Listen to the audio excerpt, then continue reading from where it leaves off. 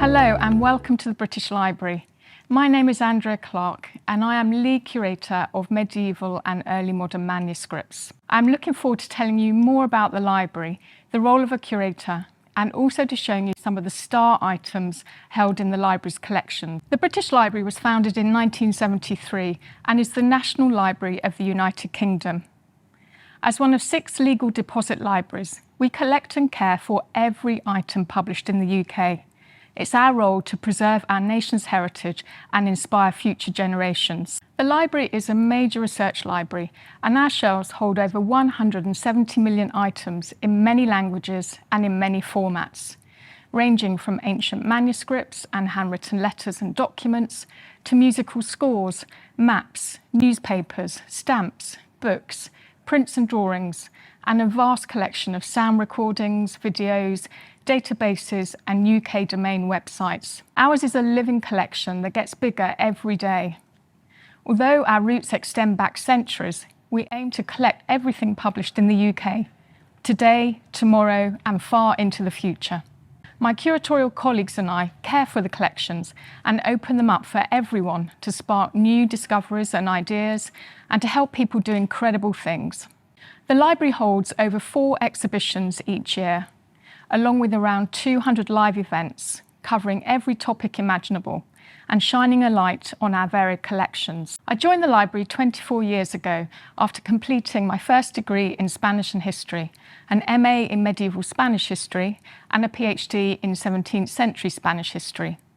I feel incredibly privileged that in my role as lead curator of medieval and early modern manuscripts, I have been able to turn my love of history into a career, and that I get to share my passion for the past and for the library's incredible manuscript collections with our audiences. My role as a manuscripts curator is wonderfully varied, which is something that I really enjoy. No 2 days are ever the same, as there is always something different to do or someone new to speak to. But in essence, curators look after the collections, from acquiring new items and ensuring that they are cared for and preserved for future generations, to providing access to them and sharing what is interesting about them with the public and researchers. We get involved in digitisation projects, we do research, we write books and we curate exhibitions. To give you a sense of what that looks like, I recently curated an exhibition about Elizabeth I and Mary Queen of Scots, and I'm now working on a new immersive Tudor display for the Treasures Gallery. I'm also currently co-organising a 2-day conference on Leonardo da Vinci, which is the culmination of an imaging and research project that grew out of the Leonardo da Vinci exhibition I co-curated here at the library in 2019. I'm thrilled now to show you some of the star items in our Treasures Gallery, which is a permanent exhibition space and free to visit 7 days a week. I do hope that you will be able to visit the library site in St Pancras to explore the items that I'm going to introduce, along with countless others, such as Shakespeare's First Folio, Beatles lyrics, sacred texts and fascinating maps. The Lindis Van Gospels is an extraordinary manuscript. It is one of the absolute jewels of the British Library's collections and one of the greatest manuscripts to survive from medieval Europe. It was written and decorated in the Kingdom of Northumbria more than 1,300 years ago and contains the 4 Gospels, which are the biblical accounts of the life of Christ. The original text is written in Latin, and in the 10th century, an Old English translation was added between the lines of Latin text. This is the earliest surviving version of the Gospels in the English language. What is truly awe-inspiring is that the Lindis Van Gospels is the work of one individual who probably spent between 5 and 10 years writing and decorating it. A colophon or inscription added in the 10th century states that it was Eadfrith, Bishop of Lindisfarne, who wrote the Lindis Van Gospels for God and St Cuthbert and all the holy people who are on the island. The note also tells us that Ethelwold, who succeeded Eadfrith as Bishop of Lindisfarne, was responsible for binding the Lindis Van Gospels, and that precious ornaments of gold and gems were created for the manuscript by Bilfrith the anchorite. The Lindis Van Gospels have a uniquely important place in the art and culture of the North East and the Christian heritage of the area. This beautiful book represents the pinnacle of achievement of Anglo-Saxon Northumbrian art at the end of the 7th century and the beginning of the 8th century, blending styles of writing and decoration from Italian, Celtic and Anglo-Saxon art. Each of the 4 Gospels opens with a picture of the Gospel writer, a highly illuminated carpet page and an incipit page on which the text of the Gospel begins. This incipit page shows the opening of the account of the birth of Christ in the Gospel of Matthew. The word Christ at the beginning is written as the Greek abbreviation Chi-Rho Iota and is spectacularly enlarged and decorated. The insides of the letters are dense with knotted birds and interlaced patterns, while the outsides of the letters spin with swirling spirals and trumpet designs.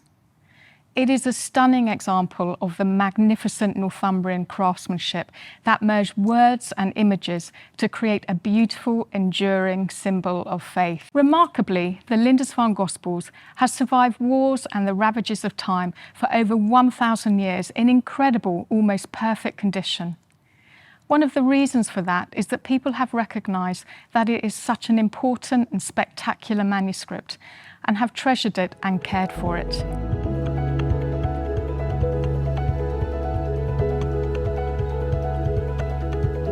Magna Carta, which means the Great Charter, is one of the most significant and influential documents in the world. It was originally granted by King John at Runnymede in 1215 as a practical solution to the political crisis that he faced. It's a peace treaty between the king and his rebel barons. Although only 4 original copies of Magna Carta survive from 1215, the issue of 13 is recorded, and many more were probably produced since the king had ordered a public proclamation of the Charter. Copies were sent to bishops and perhaps also to other officials throughout England. The text was read out locally in Latin and almost certainly in translation, in French and possibly in English. This copy, which was badly damaged in a fire in 1731, is one of 2 originals now held at the British Library. 2 other copies survive in Lincoln and Salisbury cathedrals. Each of the 4 surviving copies of the 1215 Magna Carta is a different size and shape, and each has minor textual variations, but none is more authoritative than the others. Each copy of Magna Carta was handwritten by royal scribes in Latin, the language of government and record in medieval England. The scribes wrote the Charter with quill pens on sheets of parchment made from treated sheepskin, the usual writing surface of the period. Magna Carta contains over 3,500 words, arranged in 63 unnumbered clauses of continuous prose.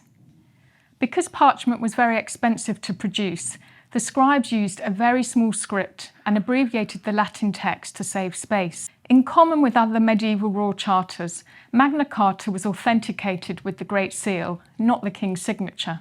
The double-sided design of the Great Seal was applied to a mixture of beeswax and resin and attached to the foot of the Charter with plaited silk cords. Of the 4 surviving copies, this is the only one that retains a trace of its original seal. King John died in 1216 and his 9-year-old son Henry III came to the throne. 2 revised versions of Magna Carta were issued in the early years of his reign, but in 1225 he issued his own version of Magna Carta under his own Great Seal, and it is the text of this document, not the one issued in 1215, which eventually made its way onto the statute book. This copy of the 1225 Magna Carta was sent to Wiltshire and preserved at Laycock Abbey until the 1940s. During World War II, it was carefully buried under a floor at Laycock, wrapped in a box and enclosed in a metal container. Only 3 clauses of the 1225 Magna Carta that were added to the statute book in 1297 are still valid today. One defends the freedom and rights of the English Church, another confirms the liberties and customs of London and other towns, but the third is the most famous. It says, "No free man shall be seized or imprisoned, or stripped of his rights or possessions, or outlawed or exiled, nor will we proceed with force against him, except by the lawful judgment of his equals or by the law of the land. To no one will we sell, to no one deny or delay right or justice." This statement of principle buried deep in Magna Carta, was given no particular prominence in 1215. It applied only to the freemen of England, but its intrinsic adaptability has allowed succeeding generations to reinterpret it for their own purposes, and this has ensured its longevity.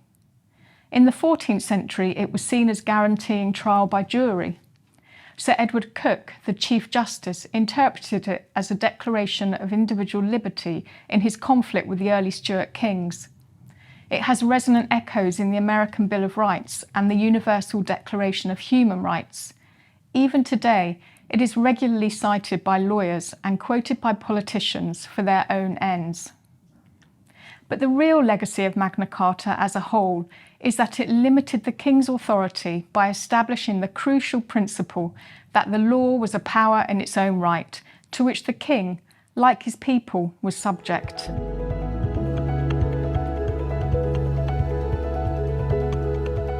So here we have 3 sheets from the Codex Arundel, which is one of the most fascinating and challenging compilations of Leonardo da Vinci's theoretical studies. Written in Leonardo's characteristic mirror script writing, which is back to front and right to left, the Codex Arundel includes a range of studies from mechanics and mathematics, architecture and astronomy, geometry, optics. The content dates from 1478 to 1518, and it provides us with crucial evidence for the way in which Leonardo thought on paper. Leonardo was one of the greatest minds of the Renaissance. When we look at the sheets, we can see that they are crowded with notes and diagrams. You get an overwhelming sense of someone who pursued knowledge with unrelenting energy and whose mind was constantly fizzing and whirring. The 3 sheets in front of us all date from the final years of Leonardo's life, when he was living in France and working for the French king. This first sheet exemplifies the innovative graphic techniques employed by Leonardo to depict form and space on paper. In the upper right section, Leonardo has drawn a snail staircase, or a scala a chiocciola, possibly for the French king's proposed new palace. His notes explain that the staircase is intended to fit into a square space.